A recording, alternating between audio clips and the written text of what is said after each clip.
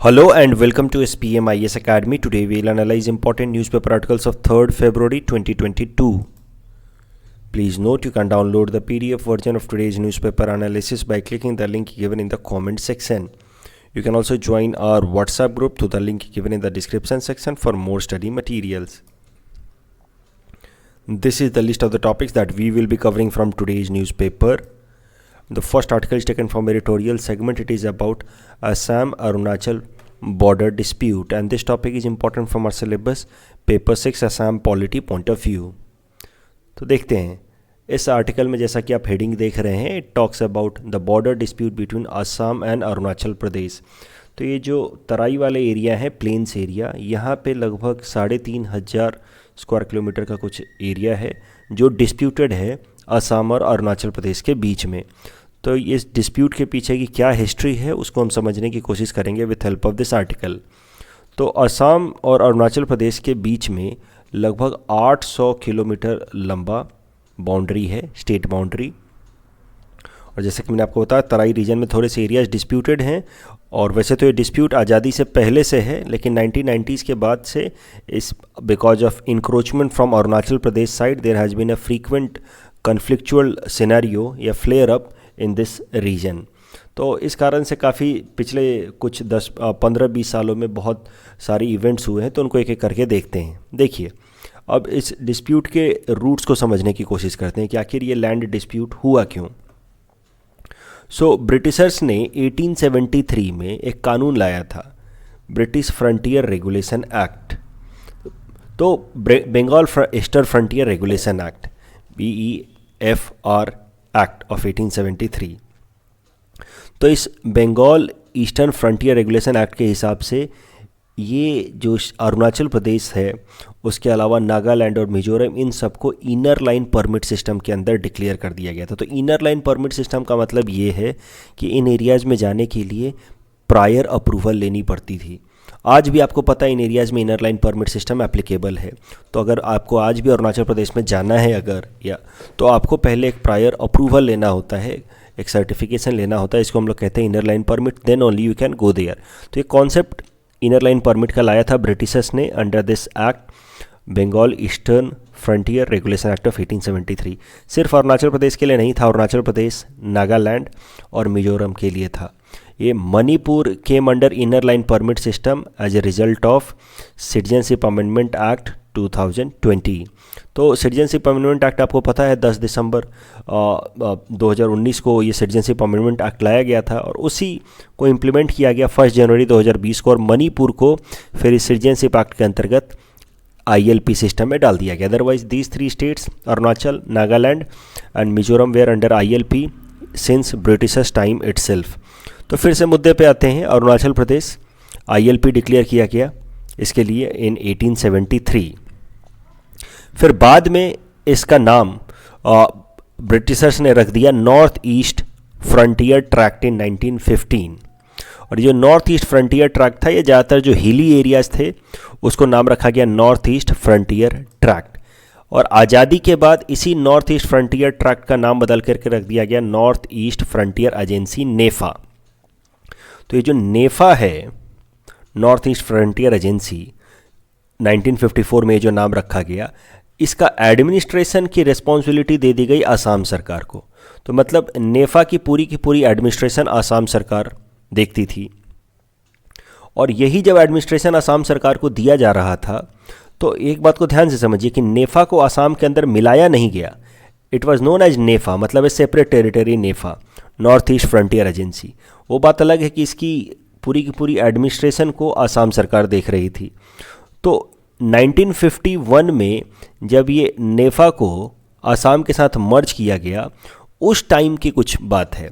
उस टाइम में जब मर्जर, मतलब 1951 में जब नेफा की एडमिनिस्ट्रेटिव रिस्पॉन्सिबिलिटी आसाम को दी जा रही थी, उस टाइम में लगभग 3,648 square kilometre land permanently transfer कर दिया गया था.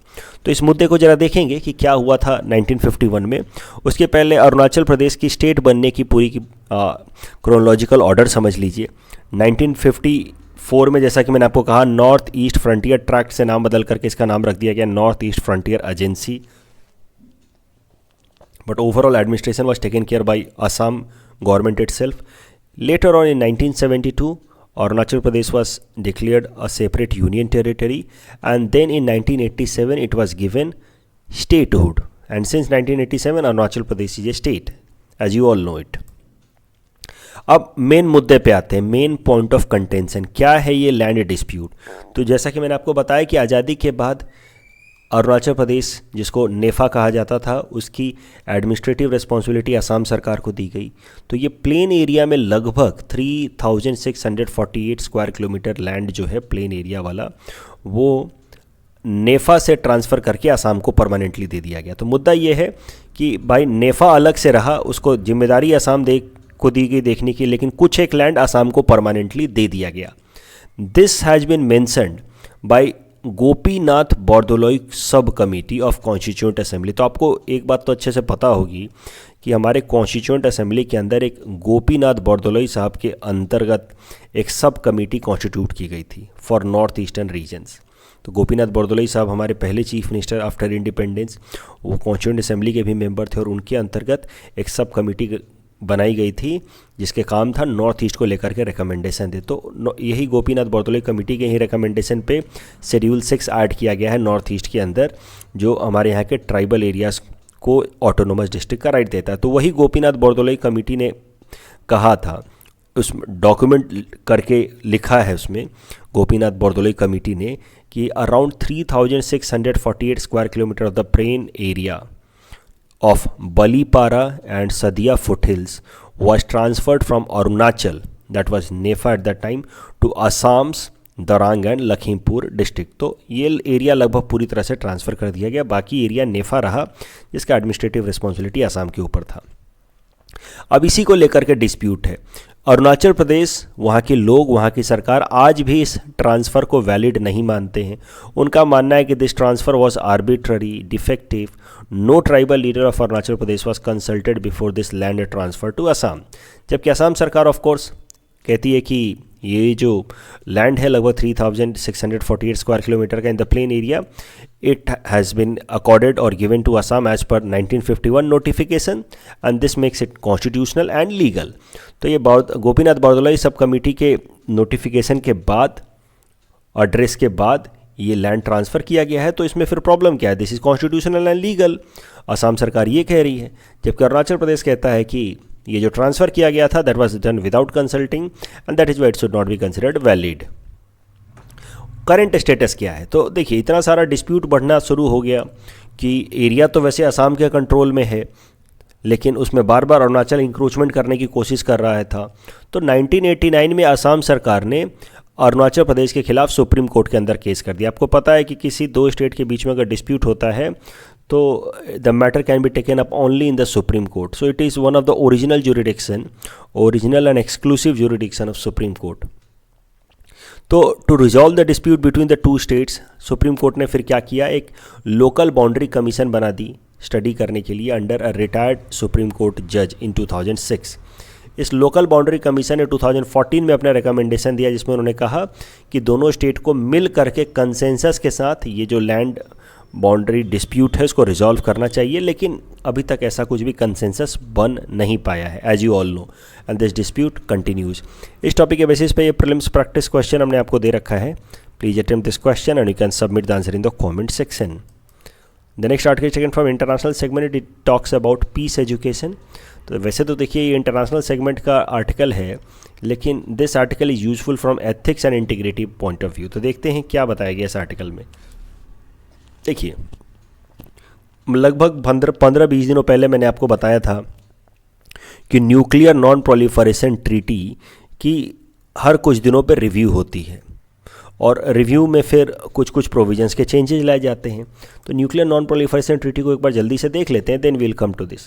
देखिए, nuclear non proliferation treaty it was brought in 1970, और इस ट्रीटी के हिसाब से only the P5 countries means the permanent countries of united nation security council can have nuclear weapons, other countries can not have. दुनिया के कुछ एक ऐसे देश हैं जो ये न्यूक्लियर नॉन प्रोलिफरेशन ट्रीटी का हिस्सा नहीं है। ऑफकोर्स उसमें इंडिया है, पाकिस्तान है, इजराइल है, नॉर्थ कोरिया है। तो इंडिया ने ऑफकोर्स साइन नहीं किया है न्यूक्लियर नॉन प्रोलिफरेशन ट्रीटी, इसीलिए हम अपना न्यूक्लियर वेपन बना रहे हैं, क्योंकि हमारे हिसाब से ये P5 कंट्रीज़ के पास सिर्फ न्यूक्लियर वेपन नहीं होना चाहिए। आइदर यूनिवर्सल या कंप्लीट डिसआर्मामेंट होना चाहिए, या तो फिर there should be no limitation, because this NPT is a kind of non democratic convention. तो इस कारण से इंडिया इसको अपोज करता है। अब एनपीटी को हर 10 साल पे इसकी रिव्यू होती है, तो इस साल 2022 में इसकी रिव्यू होने वाली थी, लेकिन कोविड के कारण वो रिव्यू टल गई। अब ये रिव्यू तो हुई नहीं, लेकिन इसके साइडलाइंस पे, इस रिव्यू मीटिंग के साइडलाइंस पे P5 कंट्रीज ने कुछ जॉइंट स्टेटमेंट रिलीज़ किया है। अब ये स्टेटमेंट कुछ खास काम का है नहीं, बट फिर भी मैं आपके लिए पढ़ देता हूँ। Joint statement means avoiding an arms race and not targeting each other और any other state, preventing the proliferation of nuclear weapons, and तीसरा we are committed to treaty on the non proliferation of nuclear weapons. तो मतलब वही सारी पुरानी बातें कि भाई we are against any kind of arms race. तो भाई तुम आर्म्स रेस के खिलाफ हो तो पहले तुम अपने न्यूक्लियर वेपन छोड़ दो ना।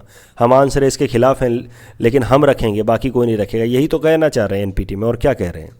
Preventing proliferation of nuclear weapon, तो बस हमें छोड़ करके कहीं और प्रोलिफरेट नहीं होना चाहिए। We means P5 countries are committed to treaty on the non proliferation of the nuclear weapon. तो ठीक है, ये सब तो वही घिसी पिटी पुरानी बातें हैं। एक नया टर्म मैं इंट्रोड्यूस कराना चाहता था, पीस एजुकेशन। वैसे तो कोई बहुत नई बात है नहीं, लेकिन इस टर्म का इस्तेमाल हुआ इस मीटिंग में, इसलिए मैं ये आर्टिकल कवर कर रहा हूँ, ताकि हो सकता है आपसे एथिक्स में इस पर पूछ लिया जाए, या ओवरऑल ऐसे वगैरह में आप इसका इस्तेमाल कर सकते हैं, so that will make your language better. तो देखिए, ये तो UNSC के P5 कंट्रीज़ ने मिल करके जॉइंट स्टेटमेंट दिया। उसके अलावा यूनाइटेड नेशन के सेक्रेटरी जनरल ने 6 बातें बताई।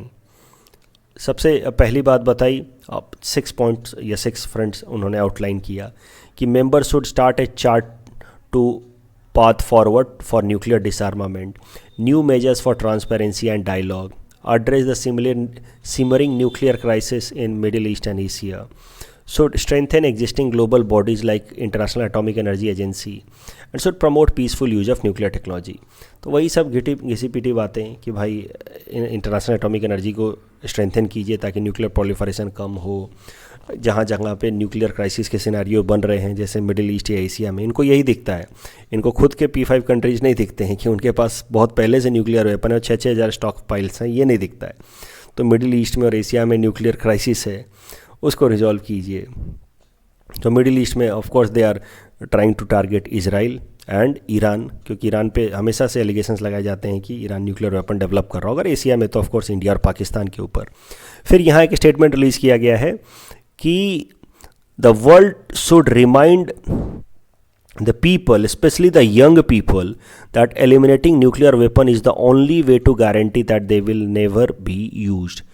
तो इसमें जो सेक्रेटरी जनरल है वो ये बातें कहते हैं कि अगर हमें न्यूक्लियर वेपन का इस्तेमाल अवॉइड कराना है तो एक ही तरीका है, हमें यंग जनरेशन को न्यूक्लियर वेपन के जो निगेटिव्स हैं उसके बारे में ठीक तरीके से बताना होगा। हमारे कैसे स्कूल में हम लोग बताते हैं अबाउट साइंस, मैथ सब पढ़ाते हैं, बट हम लोग पीस को लेकर के कोई भी एजुकेशन नहीं देते हैं कि किस तरीके से पूरे दुनिया भर में पीस डेवलप किया जा सकता है, कब कब दुनिया भर में पीस को ब्रीच किया गया है, कैसे वर्ल्ड वॉर 2 में क्या क्या डिवास्टेशंस हुए हैं, ये कभी नहीं कराया जाता अच्छे से। ये सेक्रेटरी जनरल इसी बात पे एम्फेसाइज कर रहे हैं कि there is need to emphasize और focus on peace education in the schools, and we need to tell the young ones specially, क्योंकि यही तो आगे जाकर के लीडर्स बनेंगे कि भाई दुनिया में न्यूक्लियर वेपन से क्या क्या कैटेस्ट्रॉफीज हो सकती हैं, क्या पहले हो चुका है हिरोशिमा और नागासाकी में। तो ये वर्ड पीस एजुकेशन जो है वो इम्पॉर्टेंट है, और मुझे लगता है कि आपसे एथिक्स में इस पे सवाल पूछा जा सकता है इस तरीके का कि सिग्निफिकेंस ऑफ पीस एजुकेशन, क्योंकि एथिक्स में आपका जो पहला चैप्टर है वैल्यूज़ मोरालिटी, तो उसमें वैल्यूज़ में पीस एजुकेशन एक इम्पॉर्टेंट टर्म आ सकता है। आपका एक टर्म दिया हुआ है एथिक्स वाले पेपर में, हाउ टू इनकलकेट वैल्यूज़, तो उसमें आप लिख सकते हैं कि we need to inculcate the values of peace education. तो peace education is the process of acquiring values, knowledge, attitude, skills and behaviors to live in harmony with oneself, others and natural environment। मतलब एक इंसान उसको piece का significance समझाया जाए, उसकी personality ज़्यादा पीसफुल बनाई जाए, that is the significance of peace education, that is inculcating the values of और significance of harmony and peace in individuals personality. ये है पीस एजुकेशन का मतलब। अब ये आर्टिकल में आप देखिए तो कुछ खास दम है नहीं। कभी कभार मैं कुछ आर्टिकल्स इसलिए भी कवर कर लेता हूँ, not from current affairs perspective but from more language perspective. कुछ जब आप पढ़ते हैं तो आपका लैंग्वेज इंप्रूव होता है, वोकैबुलरी इंप्रूव होती है। The next article is taken from environment point of view, 2 new Ramsar sites. अच्छा स्टूडेंट्स, एक अनाउंसमेंट है आप सबके लिए before I take up this topic कि परसों आपको पता होगा आज 3 तारीख है, तो परसों यानी कि 5 फरवरी को सरस्वती पूजा मनाया जाएगा। तो सरस्वती पूजा हम अपने सेंटर पे भी बहुत धूमधाम से मनाते हैं। तो आई इनवाइट यू ऑल कि आप हमारे सेंटर पे आइए और सरस्वती पूजा को अटेंड कीजिए। ये मत सोचिए कि आप डायरेक्टली हमारे क्लासरूम के स्टूडेंट नहीं हैं तो नहीं आ सकते हैं। आप क्लासरूम में आप ऐसे भी आइए। अगर आप मुझे न्यूज़पेपर एनालिसिस बस सुनते हैं, मेरा ऐसे यूट्यूब पे बस आप देखते हैं मुझे या सुनते हैं, तो भी आइए, वहाँ पे हम मिलते हैं। हर साल मैं ऐसा करता हूँ, स्टूडेंट्स को मैं बुलाता हूँ। कई सारे स्टूडेंट्स मुझे मिलते हैं जो मुझे सिर्फ यूट्यूब पे फॉलो करते हैं, उनसे मैं सरस्वती पूजा के दिन मिलता हूँ, तो काफ़ी अच्छा लगता है। So I would request you all कि अगर आप गुवाहाटी में हैं तो उस दिन सरस्वती पूजा में ही, कोई बहुत बड़ी पूजा नहीं है बट आप आइए और वहाँ मैं आपको मिलूँगा। तो हमारा सेंटर और उसका पूरा एड्रेस मैं कल के न्यूज़पेपर एनालिसिस में फिर से आपके साथ शेयर कर दूँगा। It is on zoo road itself. तो if possible please come to the centre on 5th Saraswati Puja के दिन। चलिए let us take this topic. तो this topic is important from our syllabus paper 4 environment point of view. तो सबसे पहले इस article को समझने के लिए थोड़ा सा वेटलैंड्स के बारे में समझ लेते हैं। वेटलैंड्स क्या चीज़ होती है? तो वेटलैंड जो इस तरह का ट्रांजिशनल एरिया होता है ना, देखिए जैसे वाटर बॉडी है, कोई समुद्र है या तालाब है, तो लैंड और वाटर बॉडी के बीच का जो ट्रांजिशनल वाला एरिया होता है ना, बीच वाला एरिया जो थोड़ा दलदल होता है, हाफ वाटर हाफ लैंड, मतलब सैलो वाटर कह लीजिए, तो वैसे एरिया को हम लोग कहते हैं wetland. It's a place where the land is covered with shallow water और wet water, wet by water. तो wetlands are defined as lands transitional between terrestrial and aquatic ecosystem. तो ये है पानी वाला एक्वेटिक इकोसिस्टम और ये लैंड, और इन दोनों बीच का जो एरिया होगा उसको हम लोग कहते हैं वेटलैंड। तो एक्चुअली नियम ये होता है कि 6 मीटर से ज़्यादा गहरा नहीं होना चाहिए। अगर 6 मीटर से ज़्यादा गहरा हो गया तो फिर उसको वेटलैंड नहीं कह सकते, फिर तो वो वाटर बॉडी हो जाएगी। तो मार्सेस या पॉन्ड्स या लेक्स के आसपास का एरिया वो सब वेटलैंड्स कहे जाते हैं। वेटलैंड्स बहुत सिग्निफिकेंट माने जाते हैं as far as their ecological services are concern. Wetlands को कहा जाता है किडनी ऑफ द अर्थ, क्योंकि वेटलैंड वाले एरिया से बहुत सारा पानी के अंदर का वेस्ट मटेरियल को एब्जॉर्ब हो जाता है। कैसे स्पंज होता है, स्पंज बहुत सारे गंदगी को एब्जॉर्ब कर लेता है ना, ठीक वैसे ही वेटलैंड जो है वो वाटर से बहुत सारे गंदगी को, वेस्ट को, जैसे नाइट्रोजन या फास्फोरस को एब्जॉर्ब कर लेता है और फिर ग्राउंड के अंदर जो वाटर जाता है वो काफ़ी प्योर वाटर जाता है। इस तरीके से इकोलॉजिकल सर्विसेज प्रोवाइड करता है हमें वेटलैंड। और वेटलैंड को इसी कारण से किडनी ऑफ द अर्थ कहा जाता है और इस कारण से वेटलैंड को प्रिजर्व करके रखना, कंजर्व करके रखना बहुत ज़रूरी है, because of the important ecological services they provide. तो वेटलैंड्स को कंजर्व करके रखने के लिए दुनिया भर में 2 फरवरी को, यानी कि कल का जो दिन था, उस दिन हम लोग वर्ल्ड वेटलैंड डे मनाते हैं। वर्ल्ड वेटलैंड डे 2 फरवरी को इसलिए मनाया जाता है क्योंकि इसी दिन 1971 में रामसार कन्वेंशन साइन हुआ था।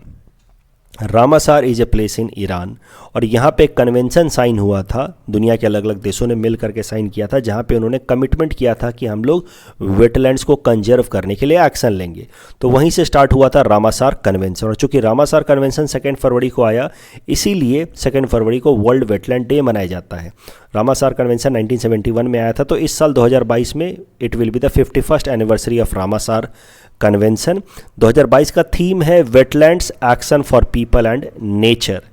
तो इस रामासार कन्वेंशन के उपलक्ष्य पे फिर 2 फरवरी को बनाया गया वर्ल्ड वेटलैंड डे। हर साल वर्ल्ड वेटलैंड डे पे कुछ ना कुछ नए अनाउंसमेंट्स होते ही हैं, कोई नया वेटलैंड ऐड हो जाता है। ऐसा नहीं है कि सिर्फ वर्ल्ड वेटलैंड डे पे ही नया वेटलैंड ऐड हो सकता है, बीच में भी हो सकते हैं, लेकिन हर साल वर्ल्ड वेटलैंड डे पे तो एक आधा ऐड हो ही जाता है।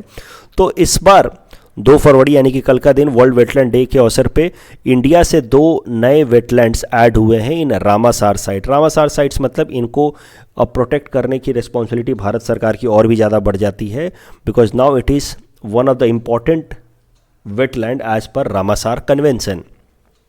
तो 2 नए रामासार साइट्स ऐड हो गए हैं और वो हैं Khijadiya wildlife sanctuary in Gujarat and Bakhira wildlife sanctuary in Uttar Pradesh. तो इन दोनों के ऐड होते ही अब हमारे देश के अंदर टोटल 49 ऐसे वेटलैंड्स हो गए हैं जो रामासार वेटलैंड साइट्स के अंतर्गत आते हैं। मैं ये नहीं कह रहा कि हमारे देश में बस 49 वेटलैंड्स हैं तो हज़ारों लाखों, लेकिन 49 ऐसे हैं जो रामासार साइट के अंतर्गत आते हैं, मतलब those who have been identified as wetlands of international importance.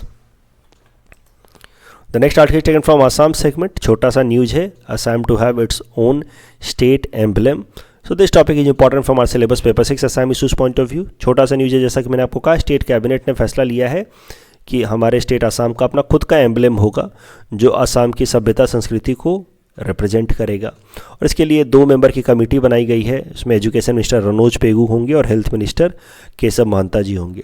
तो हमारे स्टेट के सिंबल्स तो हैं, स्टेट सिंबल ऑफ असम तो है, लेकिन हमारा स्टेट एम्बलम नहीं है। तो एम्बलम अब अडॉप्ट कर लिया जाएगा। तो जब अडॉप्ट होगा, जब भी नया एम्बलम आएगा, तो फिर मैं न्यूज़पेपर एनालिसिस में फिर उसको कवर करूँगा, उसके अलग अलग फीचर्स को बताऊँगा। कल जो मैंने आपको प्रैक्टिस क्वेश्चन दिया था उसका आंसर देख लेते हैं। क्वेश्चन नंबर 1 का आंसर होगा जीएसटी। लार्जेस्ट रेवेन्यू सोर्स में इन सब में से जीएसटी है, और सबसे ज़्यादा एक्सपेंडिचर में आंसर होगा ऑप्शन सी, इंटरेस्ट पेमेंट। और Desh stack portal is for skill, and prime minister development initiative for north east PM Divine will be implemented by North East Council. So the correct answer is option D. That's all from our side for today. Thanks for watching.